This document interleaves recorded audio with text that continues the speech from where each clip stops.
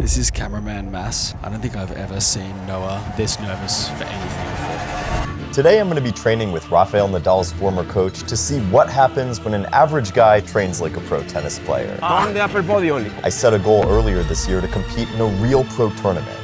And this session with Rafa's coach might be the moment that makes or breaks that goal. I don't know if I can hit a ball right now. Can I survive this pro training session? He's dead. Or am I totally in over my head? Come on, 6, 7, 8, 9, 10. Breathe, recover. 3 months ago, I set out on a mission to win a professional tournament. Some people called me delusional, and others said it was impossible. But my self-belief has always been borderline delusional, so I didn't care anyway. And with support from many of you guys, I put in the work, and it all led to this moment right here. With help from my friends at the Tennis Congress and NetGains Foundation, I had the chance to train with the legendary Emilio Sánchez, a 5-time major champion who's coached the likes of Nadal, Andy Murray, and Grigor Dimitrov. But in order to survive the session with Rafa's coach, I first need my coach and fitness trainer to assess my level and get me primed up for the big day.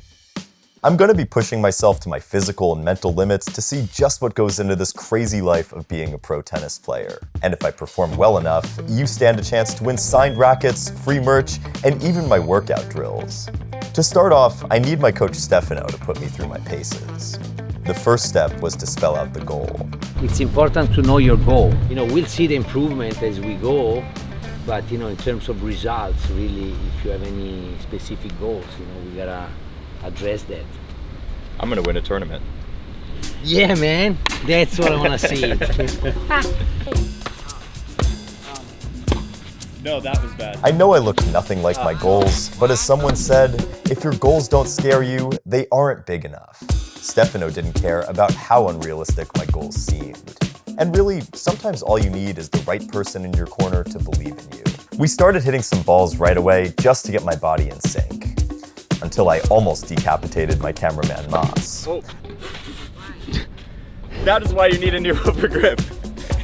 Holy shit. Holy shit. It went straight past my head. After hitting a few strokes, Stefano made an initial assessment of my base level, and it didn't look good. This is the situation. Situation is interesting. Stefano wanted me to hit ground strokes from the same contact point, but I was doing the exact opposite.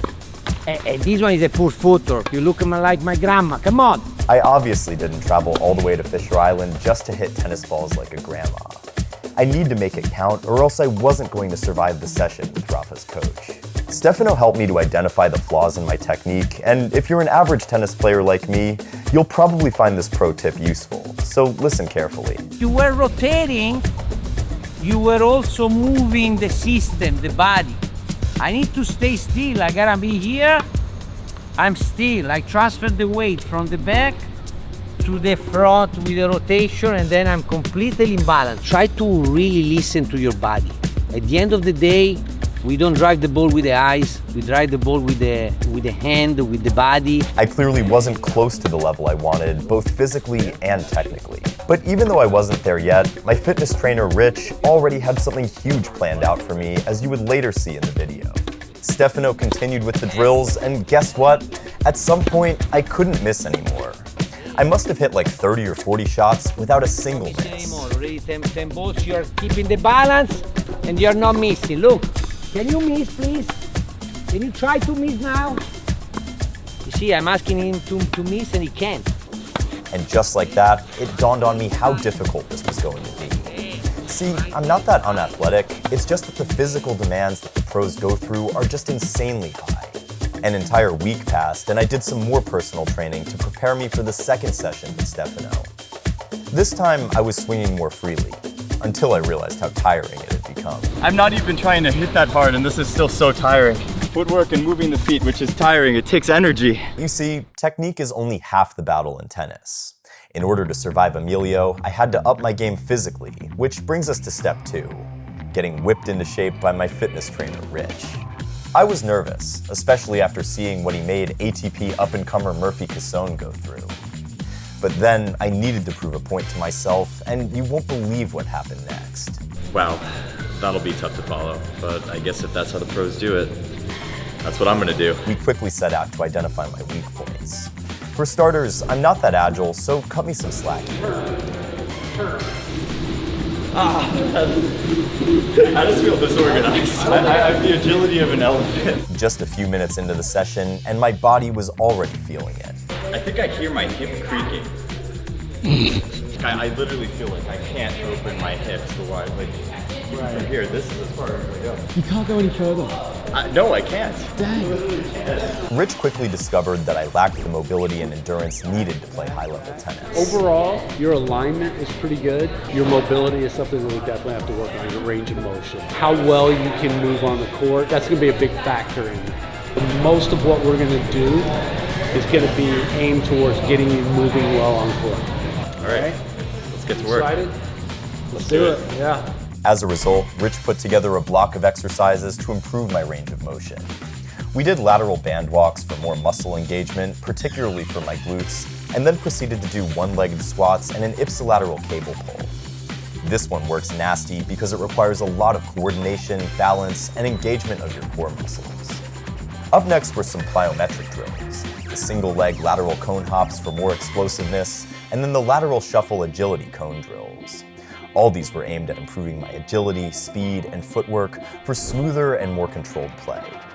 As a beginner, you might be wondering how relevant all of these drills really are, but wait until you see how this pays off. Guys, I've been doing these workouts for a few months now, and let me tell you, they've made me feel like a completely different person. I've lost about 5 pounds and definitely feel quicker, more agile, and athletic on the court. If you're interested, drop a comment, subscribe, and sign on to our Discord channel, and I'll be posting them over there. So if you're brave enough, I'll see you over there. And I have to say, before you jump into it, be sure to do some dynamic stretches and properly warm up first. After completing the drills, I gave Rich a bit of feedback on how I was feeling. This is hard. This is like, wait, it doesn't, this is my evaluation so far, is that it doesn't really seem like anything that we did is like that hard, like on paper. Right. But then it's like midway through each exercise, I'm like, whoa, I know nothing. He didn't think he was going to sweat this much coming to work out. I mean, What were you I expecting? guess I just underestimated you. A week later, it was time for session 2 with Rich, and it dawned on me that being a professional tennis player was pure torture half of the time, and for the first time, I felt vulnerable and the self-doubt started to creep in. After a week of training, this is session number 2, and I'm really just beginning to associate this place as like my place of torture, where Rich is just going to put me through whatever unspeakable hip mobility, explosiveness exercises. Yeah, I just feel really exposed on these, but let's see how far I've actually come. I've worked out every day this week, I've hit 4 times, and maybe things will be a little better. Feeling optimistic, but you never know. It's the constant theme, I guess. It's a constant theme where it's like, I feel like I'm getting there or making progress, and then I go in and do a session with like the coach or the physio, and it's just like, I'm back at square one. All right, let's go in. The focus for the second session was lateral movement. Lateral movement makes up about how much of tennis movement? What percentage? 80%. 70, 80%. It's a good answer, okay? So we got some lateral movement today. You ready? As ready as I'm gonna be. And I could already see lots of improvements from the last time. As a matter of fact, I was feeling as explosive as Alcaraz. Okay, that's nowhere close to being true, but seriously, I was feeling a lot more comfortable with my movement, and it didn't seem as tiring as the first session. Look at him move those hips like that. That was good. And for the first time in a while, I was actually proud of myself.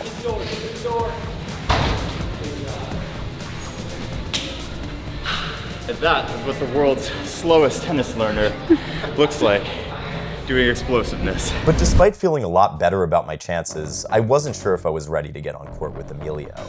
I mean, honestly, I'm pretty nervous. Like, I feel like, I just warmed up my serve and was not doing too hot. It's not every day you get to step on court with a freaking Grand Slam champion who has coached other I can't even talk right now, oh my God. As soon as I met Emilio, it was straight to business, no messing around. So today we're gonna do a series of exercises for you to go and try to play the forehand in all the areas of the court. Normally in a lesson, we will do about 30% of the work on controls. Then we do 30% of drills, that's what we're gonna do. We are gonna do that also combined with some physical work as well. So let's do it. You ready? You can leave your bag. As ready as I'm going to be. Let's try to play 20 balls. No way he doesn't. Focusing on the forehand, Emilio wanted me to really maximize my control of the shot through a progression of the Spanish method. You know how Zverev is comfortable hitting backhand cross-court all day? I'm pretty sure Emilio wanted the same control and calibration from me. That's very good. Forward. See? That's good. Just let the racket go. Good one. After making me hit routine forehands just to get that arm action going, the next step was to hit forehands from different parts of the court. So now you're gonna move. You're gonna go defense down the line, attack cross court. Okay. I wonder how many steps am I supposed to be taking in between these shots? You're gonna do the full basket today. Move out, move out, move out, out.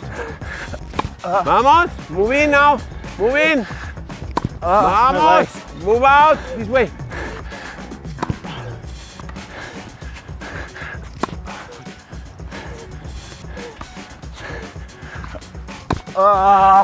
You could literally hear me wheezing at some point while I was hitting, but Coach Emilio remained stoic.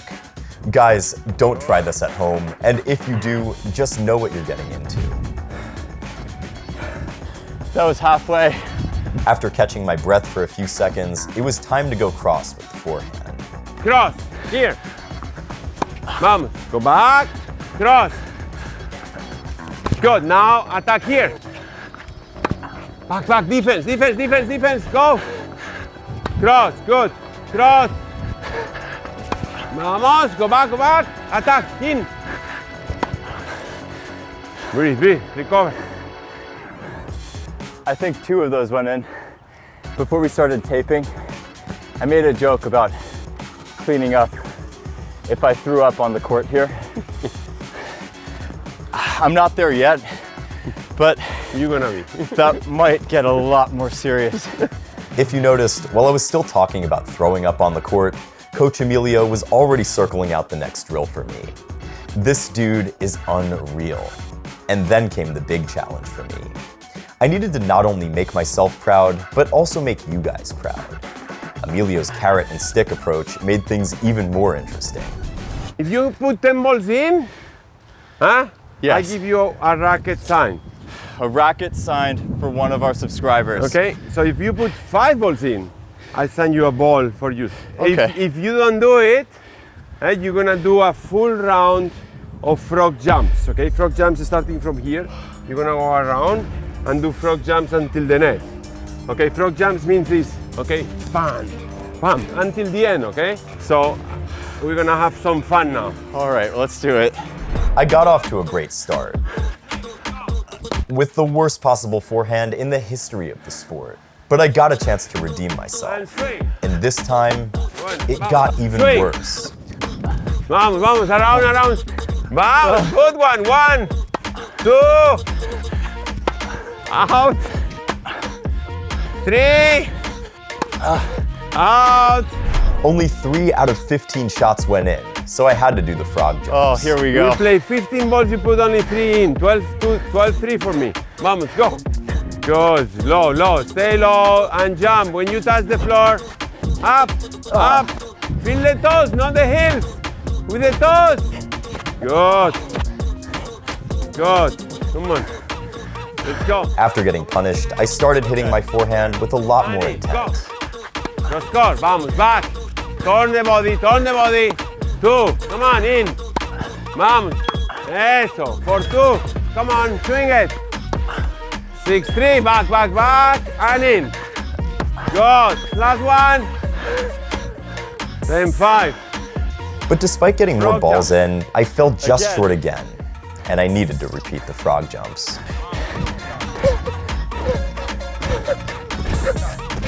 6, 7, 8, 9, 10.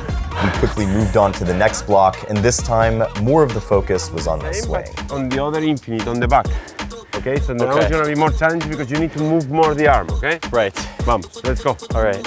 Let's go. Vamos. It's becoming my least favorite word. Vamos. A la playa. I Naples like has that. a nice beach. Come on.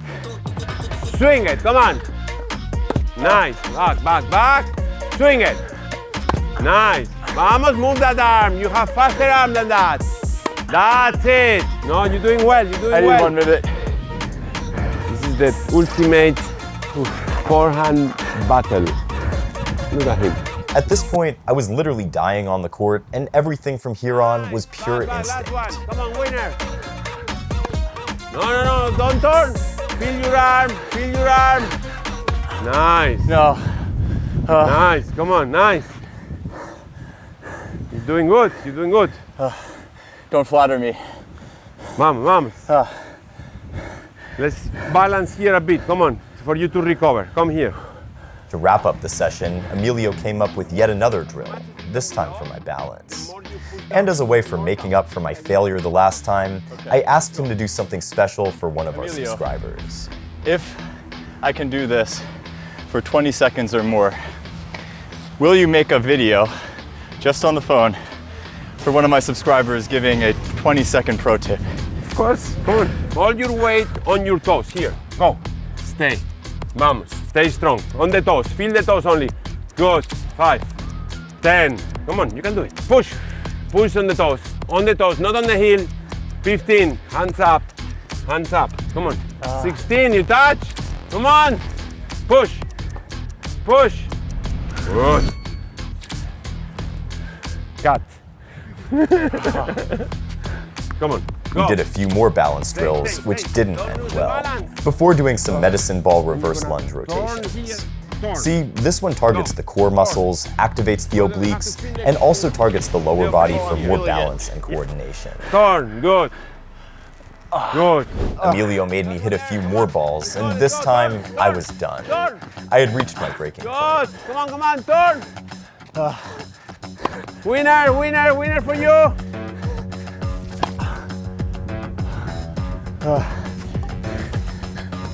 Emilio's high-intensity drills had pushed me to the limit, and my body was literally begging for a break.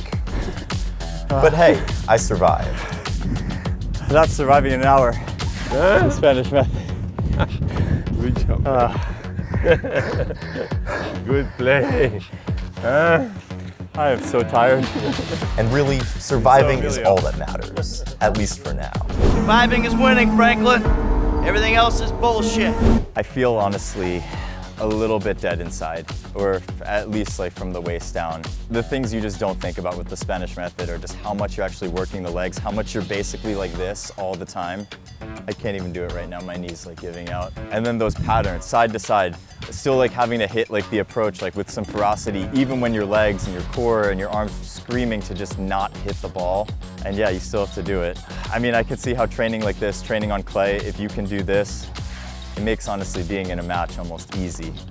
And as far as Emilio as a coach, I mean, you can see why he's done it with the best in the world for years and years and years. All I could say is, man, the road to the top is still very long, but it definitely did feel like a little bit of progress there. And for as nervous as I was, like getting out on court just in the very beginning, to how I was kind of at the end, like where I was ripping the balls and I was executing the drill, it definitely was a bit of a confidence boost just to get this one under the belt. Guys, I'm putting myself out there with this tennis journey, not just to show you what goes into training like a professional athlete, but also to give you a chance to get to know some current players and legends of the sport. And of course, like I said a few months ago, I'm gonna need all the help I can get. So if you have any tips or advice, be sure to drop it in the comments below.